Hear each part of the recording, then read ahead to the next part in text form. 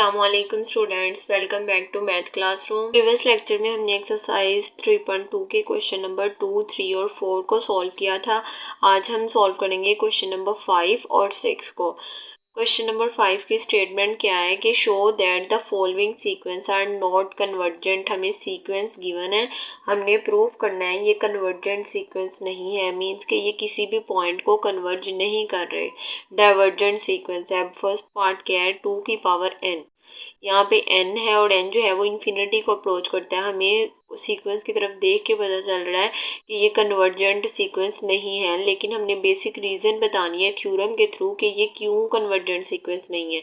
हम वैसे तो कह सकते हैं कि n जो है वो इन्फिनिटी को अप्रोच करता है, ये वैल्यूज़ चलती जाएंगी, किसी भी पॉइंट पे आके रुकेंगी नहीं, इसीलिए ये डाइवर्जेंट सीक्वेंस है। लेकिन हमने बेसिक थ्योरम के थ्रू इसको प्रूव करना है कि ये कन्वर्जेंट सीक्वेंस नहीं है। चलिए क्वेश्चन नंबर 5 के फर्स्ट पार्ट को स्टार्ट करते हैं। क्वेश्चन नंबर 5 का जो फर्स्ट पार्ट है 2 की पावर n, इसको हमने डाइवर्जेंट प्रूव करना है और शो करना है कि ये कन्वर्जेंट नहीं है। अब 2 की power n greater than n, जिस तरह हमने पहले क्वेश्चन सॉल्व किए थे एक्सरसाइज 3.1 के, उसमें हम हर सीक्वेंस से बड़ा सीक्वेंस देख रहे थे। ठीक है, मैंने आप लोगों को बताया भी था कि हमने सीक्वेंस से बड़ा सीक्वेंस किस तरह देखना है। ठीक है, अब यहाँ पे 2 की power n greater than n है, तो हमें पता है, और जो n है, n is an unbounded sequence. ये कोई भी ऐसी वैल्यू नहीं है कि सीक्वेंस की हर टर्म उससे छोटी हो, ये अनबाउंडेड सीक्वेंस है, किसी भी पॉइंट पे आके रुकता नहीं है। देयरफॉर 2 की power n is also unbounded. अब यहाँ पे 2 की पावर n है, जब n अनबाउंडेड है तो n से ही हमने सीक्वेंस बनाया। 2 की पावर n, इसका मतलब है कि पावर n है वो भी अनबाउंडेड होगा, और हमें थ्योरम के थ्रू पता है कि every convergent sequence is bounded, कि अगर कोई सीक्वेंस उसको हमने कन्वर्जेंट प्रूव करना है तो वो बाउंडेड होना चाहिए। ठीक है, अब यहाँ पे हमें थ्योरम के थ्रू हमने ये बताया कि कन्वर्जेंट सीक्वेंस के लिए बाउंडेड होना ज़रूरी है, लेकिन जो हमारे पास सीक्वेंस गिवन है वो तो एक अनबाउंडेड सीक्वेंस है, हम कन्वर्जेंट नहीं कह सकते क्योंकि ये सीक्वेंस अनबाउंडेड है और कन्वर्जेंट के लिए बाउंडेड होना ज़रूरी है। इसका मतलब है कि जब ये अनबाउंडेड सीक्वेंस है तो ये कन्वर्जेंट नहीं होगा, अगर ये बाउंडेड होता तो इसको हम कन्वर्जेंट कह सकते थे। अब ये अनबाउंडेड सीक्वेंस है, इसका मतलब है ये कन्वर्जेंट नहीं है, ये एक डाइवर्जेंट सीक्वेंस है। इस तरह हमने इस थ्योरम के थ्रू बता दिया कि सीक्वेंस जब हमने देखा तो सीक्वेंस तो अनबाउंडेड था, अगर ये कन्वर्जेंट होता तो इसका बाउंडेड होना ज़रूरी था। जब ये सीक्वेंस अनबाउंडेड है, इसका मतलब है कि ये कन्वर्जेंट नहीं है। जब कन्वर्जेंट नहीं है तो इस तरह हमने कंक्लूड कर दिया, ये प्रूव कर दिया कि ये एक डाइवर्जेंट सीक्वेंस है, ये कन्वर्जेंट नहीं है। और हमने यही प्रूव करना था कि जो भी सीक्वेंस गिवन है वो कन्वर्जेंट सीक्वेंस नहीं है। इस तरह हमने फर्स्ट पार्ट को सॉल्व कर लिया।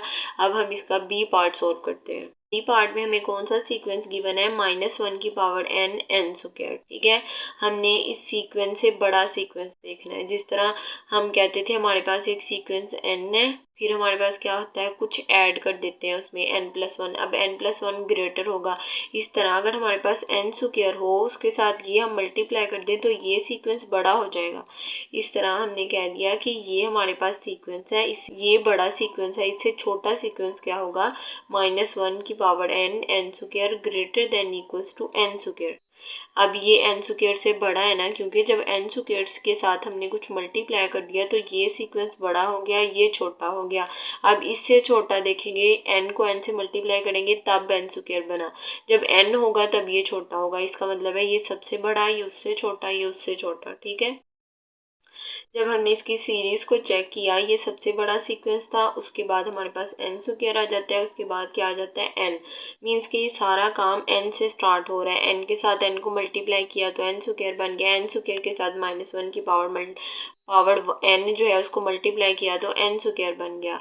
अब यहाँ से काम स्टार्ट हुआ है, जब n जो है ये एक अनबाउंडेड सीक्वेंस है, किसी भी पॉइंट पे आके नहीं रुकता, कोई भी ऐसी वैल्यू नहीं मिलती कि सीक्वेंस की हर टर्म उससे छोटी हो, क्योंकि ये वैल्यूज चलती जाती हैं। ये एक n जो है वो अनबाउंडेड है, जब n से n स्क्वायर बनाएंगे, n अनबाउंडेड है तो n स्क्वायर भी अनबाउंडेड होगा। जब n स्क्वायर अनबाउंडेड है, इसके साथ कुछ मल्टीप्लाई कर दें तब भी ये अनबाउंडेड ही रहेगा। इसका मतलब है कि ये भी अब अनबाउंडेड सीक्वेंस है और हमें पता है कि अगर ये कन्वर्जेंट होता तो इसका बाउंडेड होना ज़रूरी था। सेम हमने यही बात लिख देनी है कि कन्वर्जेंट सीक्वेंस जो है वो बाउंडेड होता है। अब ये तो एक अनबाउंडेड सीक्वेंस है, मीन्स कि ये कन्वर्जेंट नहीं होगा। बाउंडेड होता तो ये कन्वर्जेंट होता, अब ये अनबाउंडेड है तो कन्वर्जेंट नहीं होगा, ये एक डाइवर्जेंट सीक्वेंस होगा। इसीलिए हमने कह दिया कि अगर n जो है वो अनबाउंडेड है तो एन स्क्वायर भी अनबाउंडेड होगा, एन स्क्वायर अनबाउंडेड है तो ये सीक्वेंस भी अनबाउंडेड होगा। और अगर ये अनबाउंडेड है तो ये कन्वर्जेंट नहीं हो सकता, क्योंकि कन्वर्जेंट के लिए बाउंडेड होना ज़रूरी है। इस तरह हमने शो कर दिया कि ये एक अनबाउंडेड सीक्वेंस है। और अगर ये अनबाउंडेड है तो ये शो कर रहा है कि -1 की पावर n एन स्क्वायर जो है वो डाइवर्जेंट है, क्योंकि जब बाउंडेड होगा तो कन्वर्जेंट होगा, जब अनबाउंडेड होगा तो ये डाइवर्जेंट होगा। इस तरह हमने ये शो कर दिया कि ये कन्वर्जेंट सीक्वेंस नहीं है, क्योंकि ये अनबाउंडेड है। और हमने यही शो करना था कि हमारा जो सीक्वेंस है ये डाइवर्जेंट सीक्वेंस है, ये कन्वर्जेंट नहीं है। अब सिर्फ इसकी अनबाउंडेडनेस ये शो कर रही है कि ये कन्वर्जेंट सीक्वेंस नहीं है। इस तरह हमने 5th क्वेश्चन के दोनों पार्ट्स को सॉल्व कर लिया। उसमें बेसिक कॉन्सेप्ट यही है कि दोनों सीक्वेंस अनबाउंडेड है, अगर कन्वर्जेंट होता तो ये बाउंडेड होता। अब ये अनबाउंडेड है तो ये कन्वर्जेंट नहीं है, और हमने यही शो करना था कि ये दोनों कन्वर्जेंट नहीं है। इस तरह हमने दोनों पार्ट्स को सॉल्व कर लिया। अब हम नेक्स्ट 6th क्वेश्चन पे मूव ऑन करते हैं और उसके हर पार्ट को 1 बाय 1 सॉल्व करते हैं। क्वेश्चन नंबर 6 की स्टेटमेंट क्या है कि find the limit of the sequence. In sequence की हमने लिमिट फाइंड करनी है, ठीक है। जिस तरह हमने क्वेश्चन नंबर 1 में किया था कि हमने बताया था कि ये सीक्वेंस किस पॉइंट को कन्वर्ज कर रहा है, जिस पॉइंट को कन्वर्ज कर रहा होता है वो उसकी लिमिट होती है। हमने बस क्वेश्चन की स्टेटमेंट चेंज थी, हमने यहाँ पे बताया था कि ये किस पॉइंट को कन्वर्ज कर रहा है, ठीक है। फिर वो अगर कन्वर्ज कर रहा होता था उसको कहते थे कन्वर्जेंट, अगर कन्वर्ज नहीं कर रहा होता तो उसको कहते थे डाइवर्जेंट। जिस तरह हमने यहाँ पे चेक किया था ना कि ये किस पॉइंट को कन्वर्ज कर रहा है, जिस पॉइंट को कन्वर्ज कर रहा था तो वो उसकी लिमिट होती थी। सेम उन्हीं स्टेप्स को फॉलो करते हुए हम इस सीक्वेंस की लिमिट फाइंड करते हैं। नंबर 6 के चारों पार्ट्स को सॉल्व करते हैं। फर्स्ट पार्ट क्या है, लिमिट 2 + 1/2 की पावर 2, इसको हम इसकी लिमिट फाइंड करते हैं। अब क्वेश्चन नंबर 6 का फर्स्ट पार्ट क्या है कि हमें ये वाला सीक्वेंस गिवन है 2 + 1/n का होल स्क्वायर, इसकी हमने लिमिट फाइंड करनी है, ठीक है। अब ये सीक्वेंस है लिमिट 2 + 1/n का होल स्क्वायर। हमें पता है कि इसको हम ओपन करके लिख सकते हैं, मतलब कि ये 2 दफ़ा है, इन दोनों को मल्टीप्लाई करेंगे तो इसका स्क्वायर बन जाएगा। अगर यहाँ पे दरमियान में माइनस होता ना तो हमने लिखना था a + b a - b फॉर्मूले के थ्रू। अब यहाँ पे a + 1/n का होल स्क्वायर है, मीन्स कि ये टर्म 2 दफ़ा है। जिस तरह अगर हमारे पास 2 दफ़ा a.a आ जाए तो वो किसके इक्वल होता है, a स्क्वायर के। अगर a + b और a + b आ जाए तो वो किसके इक्वल आएगा, a + b के होल स्क्वायर के। मीन्स कि ये टर्म्स जो हैं ये 2 दफ़ा है। यहाँ पे फॉर्मूला नहीं ओपन कर रहे a + b का होल स्क्वायर का, हम ये बता रहे हैं कि ये जो सीक्वेंस है सीक्वेंस का होल स्क्वायर है, मीन्स कि ये सीक्वेंस रिपीट हो रहा है 2 दफ़ा है, ठीक है। इसीलिए हमने इसको ओपन करके लिख लिया लिमिट 2 + 1/n, 2 + 1/n मीन्स कि इसको 2 दफ़ा लिख लिया। अब हमने इस सीक्वेंस की लिमिट फाइंड करनी है और इसमें वैल्यूज़ को पुट करना है। जब हम देखेंगे कि 2 जो है ये कांस्टेंट टर्म है, इसकी लिमिट क्या होगी, 2 ही होगी। जो भी कांस्टेंट टर्म्स होती हैं उनकी लिमिट वही होती है। अगर 1 2 3 जो भी है उसकी लिमिट 1 2 3 ही होगी। अब यहाँ पे 2 है तो इसकी लिमिट भी 2 होगी। और यहाँ पे 1/n है, अगर 1/n की लिमिट देखें तो n की वैल्यू जो है वो हम इन्फिनिटी तक पुट कर सकते हैं, मीन्स कि n जो है वो किसके इक्वल है, इन्फिनिटी के। अब अगर यहाँ पे 1/∞ पुट करेंगे तो हमने पिछले क्वेश्चन में भी फाइंड किया कि अगर सीक्वेंस 1/n हो तो उसकी लिमिट 0 होती है। क्यों 0 होती है, क्योंकि n की वैल्यू इन्फिनिटी को अप्रोच करती है। जब n की जगह हम इन्फिनिटी को पुट करते हैं 1/∞ हमेशा 0 के इक्वल आता है। अब इस सीक्वेंस की लिमिट 0 है और ये सीक्वेंस इसकी लिमिट 2 है। यहाँ पे हम इसकी लिमिट्स को पुट करेंगे और क्वेश्चन ये हमारा जो क्वेश्चन है इस सीक्वेंस की लिमिट को फाइंड करेंगे। लिमिट हमने अप्लाई कर दी, limit of 2 plus limit of 1/n, limit of 2 plus limit of 1/n। 2 की लिमिट क्या होगी 2, क्योंकि ये कांस्टेंट टर्म है, और 1/n की लिमिट क्या होगी मैंने आप लोगों को अभी बताया, n इन्फिनिटी को अप्रोच करता है, 1/∞ हमेशा 0 के इक्वल होता है, तो इस सीक्वेंस की लिमिट 0 होती है। तो इस सीक्वेंस की लिमिट हमने 0 पुट कर दी, same as it is 2 plus 0 put कर दिया। जब ऐड करेंगे तो 2.2 आ जाएगा, जब इनको मल्टीप्लाई करेंगे तो 4 आ जाएगा। ऑप्सो आप लोगों को समझ आ गई होगी। सीक्वेंस का स्क्वायर था, उसको 2 दफ़ा लिखा, लिमिट को अंदर अप्लाई किया, दोनों टर्म्स की लिमिट को पुट किया, 2 आ गया, उनको मल्टीप्लाई किया तो 4 आ गया। इसका मतलब है कि हमारा जो सीक्वेंस है उसकी लिमिट क्या है 4। इस तरह हमने बाकी पार्ट्स की भी लिमिट फाइंड करनी है। अब क्वेश्चन नंबर 6 के बी पार्ट को सॉल्व करते हैं। अब क्वेश्चन नंबर 6 का जो बी पार्ट है वो हमने सीक्वेंस थ्योरम को यूज़ करते हुए सॉल्व करना है। सीक्वेंस थ्योरम का प्रूफ मैंने प्रीवियस लेक्चर में करवाया हुआ है, उसका लिंक मैं आप लोगों को डिस्क्रिप्शन में दे दूंगी। मैंने इसीलिए आप लोगों को कहा था कि आप लोगों ने बेसिक थ्योरम्स जो हैं वो सारे करने हैं। उन्हीं थ्योरम्स को यूज़ करते हुए हम नेक्स्ट क्वेश्चन को सॉल्व करेंगे। अगर आप लोग वो थ्योरम नहीं करोगे तो आप लोग नेक्स्ट क्वेश्चन को नहीं सॉल्व कर सकोगे। अब यहाँ पे हमने सीक्वेंस थ्योरम अप्लाई करना है। अगर आप लोगों को पता ही नहीं होगा सीक्वेंस थ्योरम क्या है तो आप लोग कैसे इस क्वेश्चन को सॉल्व करेंगे। इसीलिए अब हमने यहाँ पे स्क्वीज थ्योरम जो है उसको अप्लाई करना है। मैं आप लोगों को उसकी स्टेटमेंट बताती हूँ। यहाँ पे कौन सी है, x N greater than equals to Y N greater than equals to ji N. अगर हमारे पास 3 सीक्वेंस हो तो हम कहेंगे अगर limit of x N equal है लिमिट ऑफ जी एन के तो लिमिट ऑफ वाई एन भी इसके इक्वल होगी। मीन्स कि अगर 2 सीक्वेंस की लिमिट आप इक्वल है ना तो दरमियान वाली जो सीक्वेंस होगी उसकी लिमिट भी वही होगी। ये है हमारे पास सीक्वेंस थ्योरम। अब इसको यहाँ पे हम अप्लाई करेंगे। इसकी क्वेश्चन की स्टेटमेंट क्या है, लिमिट -1 की power n over n plus 2। ये हमारे पास सीक्वेंस गिवन है। अब यहाँ पे सीक्वेंस थ्योरम हम अप्लाई करेंगे। अब यहाँ पे -1 की पावर n है। मैंने आप लोगों को क्वेश्चन नंबर 1 में भी बताया था। पहले हम ऊपर वाले सीक्वेंस को देखते हैं, नीचे वाले सीक्वेंस को देखते हैं। अगर तो वो डाइवर्जेंट है तो पहले उसको कन्वर्जेंट बनाते हैं, उनको रीअरेंज करके फिर उसमें लिमिट की वैल्यूज़ को पुट करते हैं। अब यहाँ पे ऊपर वाले सीक्वेंस को देखें तो ऊपर वाला सीक्वेंस क्या है, -1 की पावर n। अगर हम इसकी रेंज देखेंगे ये किन वैल्यूज़ के दरमियान लाई करता है। अगर यहाँ पे हम -1 की पावर n है, अगर n को ओड पुट करेंगे तो फिर -1 आ जाएगा।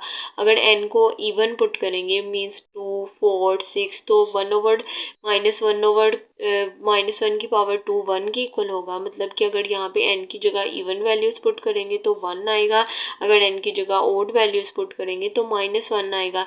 इससे हमें पता चला कि -1 की पावर n जो सीक्वेंस है इसकी वैल्यूज़ -1 और 1 के दरमियान लाई करती है। ठीक है, इसीलिए हमने ये लिख दिया कि -1 लेस देन इक्वल्स टू -1 की power n less than equals to 1, क्योंकि माइनस वाली टर्म्स छोटी होती हैं और 1 जो है वो पॉजिटिव वैल्यूज़ है, ये बड़ी होती हैं। इसीलिए हमने इसको इस फॉर्म में लिखा कि इस सीक्वेंस की वैल्यूज़ इन दोनों टर्म्स के दरमियान लाई करती हैं। और अब ये कौन सी फॉर्म बन गई है, x n less than equals to Y n less than equals to ji n. ये सीक्वेंस थ्योरम में हमें गिवन है कि अगर इस तरह की स्टेटमेंट हो उस पर हम लिमिट को अप्लाई करें और लिमिट ऑफ एक्स एन अगर इक्वल हो जी एन के तो लिमिट ऑफ वाई एन भी उसके इक्वल होगा। अब सीक्वेंस थ्योरम का फर्स्ट स्टेप तो हमने अप्लाई कर लिया कि इस तरह की हमने फॉर्म बना ली। अब ये फॉर्म बन गई है, हमें अपने क्वेश्चन की तरह की स्टेटमेंट चाहिए ताकि हम क्वेश्चन की लिमिट फाइंड कर सकें। अब -1 की पावर n तो है, हमने नीचे क्या फाइंड करना है n+2। तो हम क्या करेंगे, इस सारे टर्म को डिवाइड कर देंगे n+2 के साथ।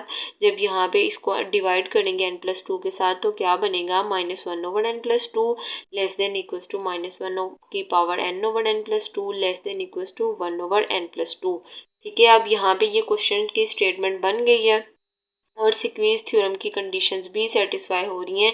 अब यहाँ पे 3 सीक्वेंस हमारे पास बन रहे हैं और यहाँ पे अगर हम यहाँ पे तीनों पे लिमिट अप्लाई करें और limit of x n limit of G N के इक्वल आ जाए तो हम कहेंगे कि लिमिट ऑफ वाई एन भी उन दोनों सीक्वेंस के इक्वल है। मीन्स कि जो इसकी और इसकी लिमिट आएगी वही इस सीक्वेंस की लिमिट होगी और वही हमारे क्वेश्चन की लिमिट होगी। इस तरह हम अपने स्टेटमेंट की अपने क्वेश्चन की लिमिट फाइंड करेंगे। ठीक है, अब हमने लिमिट ऑफ एक्स एन और limit of ji n find करना है सीक्वेंस थ्योरम के थ्रू। जो भी इन दोनों की लिमिट आएगी वो इस लिमिट के इक्वल होगी।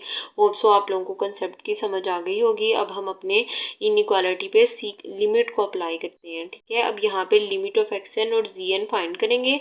जो भी इन दोनों की लिमिट आई वो इस सीक्वेंस की लिमिट होगी। अब इसकी और इसकी लिमिट फाइंड करनी है तो हम इन पे लिमिट अप्लाई करते हैं। Limit of -1/n+2 and limit of 1/n+2, ठीक है। अब इन दोनों सीक्वेंस की लिमिट फाइंड करते हैं। अब अगर हम देखें तो हमारे पास सबसे पहले हम लिमिट फाइंड करने के लिए क्या चेक करते हैं कि न्यूमरेटर और डिनोमिनेटर में जो टर्म है वो कन्वर्जेंट है या नहीं। अगर तो वो कन्वर्जेंट नहीं है तो उनको कन्वर्जेंट बनाने की कोशिश करते हैं, उनको रीअरेंज करते हैं, ठीक है, जिस तरह हमने क्वेश्चन नंबर 1 में किया था। अब यहाँ पे ये सीक्वेंस है, हमें पता है नीचे वाला जो सीक्वेंस है n+2 है, n की वैल्यूज इन्फिनिटी तक जाती है, मीन्स कि ये डाइवर्जेंट सीक्वेंस बन रहा है और ये भी डाइवर्जेंट सीक्वेंस बन रहा है। इसको रीअरेंज करेंगे और इसको कन्वर्जेंट बनाएंगे, ठीक है। और कन्वर्जेंट कैसे बनता है कि अगर हमारे पास n जो है वो ओवर की फॉर्म में आ जाए, क्योंकि n इन्फिनिटी के इक्वल होता है। समथिंग ओवर इन्फिनिटी हमेशा 0 के इक्वल आ जाती है। इसको हम n, इसीलिए हम n को नीचे लाने की कोशिश करते हैं। अब यहाँ पे -1 ओवर, अगर यहाँ से हम n को कॉमन ले लें तो क्या टर्म बनेगी हमारे पास। अब यहाँ पे n को कॉमन लिया, n यहाँ पे है तो यहाँ पे 1 आ जाएगा। इसके साथ n नहीं था तो हमने डिवाइड की फॉर्म में n लिख दिया ताकि दोबारा जब मल्टीप्लाई होगा कैंसिल होके फिर 2 आ जाएगा, ठीक है।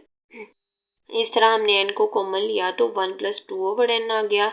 यहाँ पे भी सेम यही काम करेंगे इसको कन्वर्जेंट बनाने के लिए। 1 ओवर यहाँ पे n को कॉमन लेंगे, n कॉमन आ जाएगा और यहाँ पे 1+2/n आ जाएगा। अब यहाँ पे ये n जो है ये डिवाइड हो रहा है तो इसको अगर हम ऊपर ले जाएं तो क्या बनेगा, -1/n और 1/n। बाकी सारी टर्म को सेम एज इट इज़ लिखेंगे, बस जो नीचे n था उसको हमने डिवाइड की फॉर्म में 1 के साथ लिख दिया। अब यहाँ पे हम लिमिट अप्लाई करेंगे। मैंने आप लोगों को बताया था कि 1/n जो सीक्वेंस होता है उसकी लिमिट क्या होती है, 0 होती है। हमेशा 1/n सीक्वेंस की लिमिट 0 होती है क्योंकि n इन्फिनिटी के इक्वल होता है, अप्रोच करता है इन्फिनिटी को। जब यहाँ पे इन्फिनिटी पुट करेंगे तो समथिंग ओवर इन्फिनिटी हमेशा 0 के इक्वल आएगा। अब अगर इस सीक्वेंस की लिमिट देखें तो ये 0 होगी। अब ये कांस्टेंट है 1 तो इसकी लिमिट 1 होगी। अगर इसको देखें 2/n है, n इन्फिनिटी होगा, समथिंग ओवर इन्फिनिटी 0। अब इसकी भी 0 है, इसकी भी 0 है, इसकी 1 है।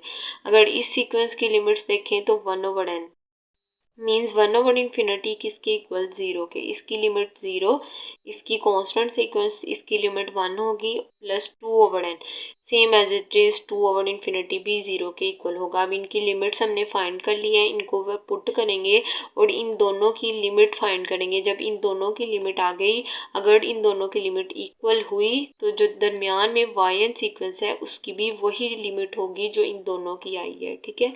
अब यहाँ पे वैल्यूज को पुट करते हैं इस सीक्वेंस में।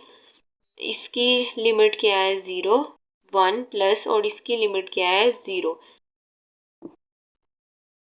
अब यहाँ पे पुट किया 0/1+0, यहाँ पे पुट किया 0/1+0 किसके इक्वल आया, 0/1 के, जो इक्वल होता है 0 के। इस तरह इस सीक्वेंस की लिमिट क्या आ गई, 0।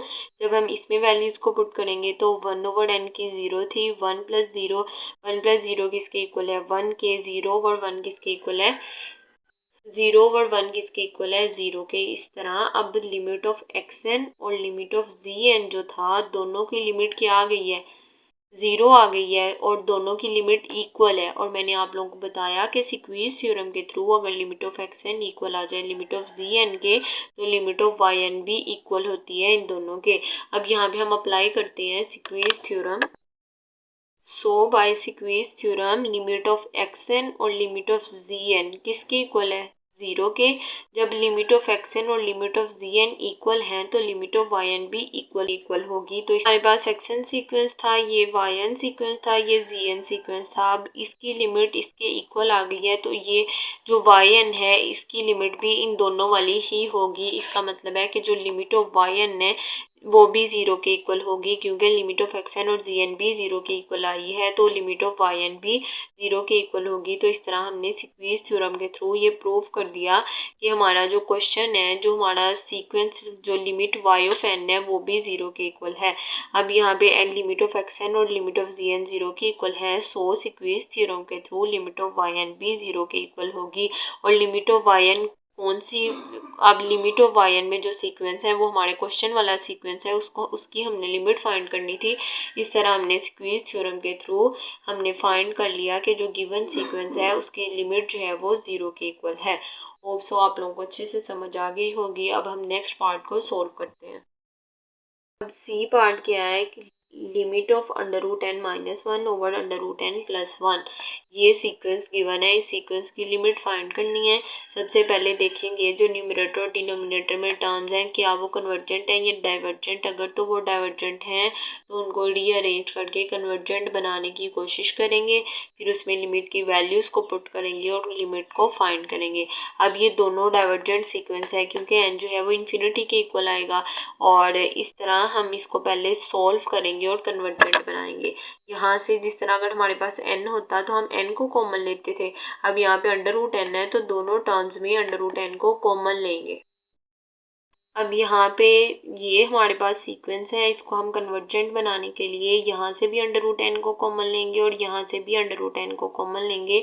जब अंडर रूट एन को कॉमन लिया, यहाँ पे अंडर रूट एन था तो वन आ गया, इसके साथ अंडर रूट एन नहीं था तो ये डिवाइड की फॉर्म में one over under root n आ गया। सेम एज इट इज़ यहाँ से भी अंडर रूट एन यहाँ पे है तो वन आ जाएगा। अब वन के साथ अंडर रूट एन नहीं है तो ये डिवाइड की फॉर्म में आ जाएगा one over under root n. अब ये देखिए, अब ये भी अंडर रूट एन है और ये भी अंडर रूट एन है, दोनों आपस में कैंसिल हो जाएंगे। क्या टर्म हमारे पास बनेगी, one minus one over under root n और one plus one over under root n. अब दोनों की लिमिट्स फाइंड करेंगे और इसको पुट करेंगे। अब ये दोनों कांस्टेंट सीक्वेंस है तो इनकी लिमिट वन आएगी। अब ये जो है यहाँ पे मैंने आप लोगों को बताया था एन इन्फिनिटी को अप्रोच करता है, वन ओवर इन्फिनिटी हमेशा ज़ीरो के इक्वल होता है, तो इन दोनों टर्म्स की जो लिमिट है वो ज़ीरो के इक्वल आएगी। ये चलिए इसको पुट करते हैं। अब ये सीक्वेंस है, इसकी लिमिट वन, इसकी limit zero, one minus zero, इसकी लिमिट वन और इसकी limit zero, one plus zero, one minus zero one और वन प्लस ज़ीरो वन आएगा। और जब वन ओवर वन को डिवाइड करेंगे तो ये किसके इक्वल आ जाएगा, वन के। One minus zero one plus zero, जब वन ओवर वन आ जाएगा, जब इनको डिवाइड करेंगे तो ये वन के इक्वल आ जाएगा। इस तरह हमने फाइंड कर लिया कि जो ये गिवन सीक्वेंस है इसकी लिमिट क्या है, वन। ठीक है, इस तरह हमने तीन पार्ट्स में जो भी सीक्वेंस गिवन थे उनकी लिमिट को फाइंड कर लिया है। अब हम क्वेश्चन नंबर 6 का लास्ट पार्ट जो है उसको सॉल्व करते हैं और इसकी लिमिट को फाइंड करते हैं। अब ये सीक्वेंस हमें गिवन है, इस सीक्वेंस की हमने लिमिट फाइंड करनी है। सबसे पहले चेक करेंगे कि ये कन्वर्जेंट है या डाइवर्जेंट। अगर तो ये डाइवर्जेंट है तो इसको रीअरेंज करके कन्वर्जेंट बनाने की कोशिश करेंगे।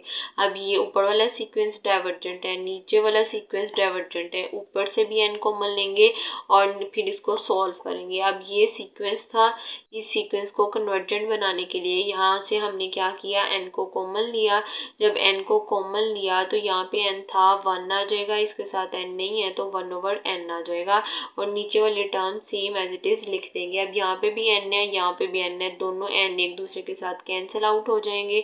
क्या टर्म बचेगी, one plus one over n over under root n और ये लिमिट। ठीक है, अब इसको मज़ीद सॉल्व करने की कोशिश करेंगे। अभी भी ये डाइवर्जेंट है। अब ये अंडर रूट एन इसके साथ भी डिवाइड हो रहा है, इसके साथ भी डिवाइड हो रहा है, दोनों के साथ सेपरेट सेपरेट हम लिखेंगे। जब इसके साथ लिखेंगे तो क्या आएगा, one over under root n. जब इसके साथ लिखेंगे plus one over n under root n, क्योंकि यहाँ पे एन भी था साथ, तो क्या आ जाएगा, one over n under root n. अब दोनों पे हम लिमिट अप्लाई करेंगे, limit of one over under root n plus limit of one over n under root n. मैंने आप लोगों को बताया था जब भी एन ओवर की फॉर्म में आ जाएगा तो तब हमारे पास उसकी लिमिट क्या होती है, हमेशा ज़ीरो। अब यहाँ पे वन ओवर इन्फिनिटी आ जाएगा, क्योंकि एन इन्फिनिटी को अप्रोच करता है तो वन ओवर इन्फिनिटी ज़ीरो के इक्वल है, इसकी लिमिट क्या आ जाएगी, ज़ीरो। जब इसको देखेंगे यहाँ पे भी नीचे एन है, एन अंडर रूट एन। अब यहाँ पे दो सीक्वेंस बन रहे हैं, वन ओवर 1/n और 1/√n। पहले दोनों पे लिमिट्स को अलग-अलग अप्लाई करेंगे। अब ये sequence same as it is आ गया। लिमिट ऑफ 1/√n, यहाँ पे दो टर्म्स थी, इन दोनों को अलग-अलग लिमिट अप्लाई की। Limit of 1/n dot limit of 1/√n। अब इस सीक्वेंस की भी लिमिट 0, इसकी भी 0, इसकी भी 0, क्योंकि ओवर की फॉर्म में n आ गया है तो लिमिट पुट करेंगे। 0 + 0 डॉट 0 किसके इक्वल होता है 0, 0 + 0 किसके इक्वल आ जाएगा 0 के। हमने इस सीक्वेंस की लिमिट फाइंड कर ली जो कि 0 के इक्वल आई है। इस तरह हमने क्वेश्चन नंबर 6 और 5 को सॉल्व कर लिया। क्वेश्चन नंबर 5 के दोनों पार्ट्स को और क्वेश्चन नंबर 6 के चारों पार्ट्स को सॉल्व कर लिया। होप सो आप लोगों को समझ आ गई होगी। कोई भी कंफ्यूजन हो तो कमेंट सेक्शन में ज़रूर पूछेगा। वीडियो पसंद आई हो तो लाइक कीजिएगा। Thanks for watching. अल्लाह हाफिज़।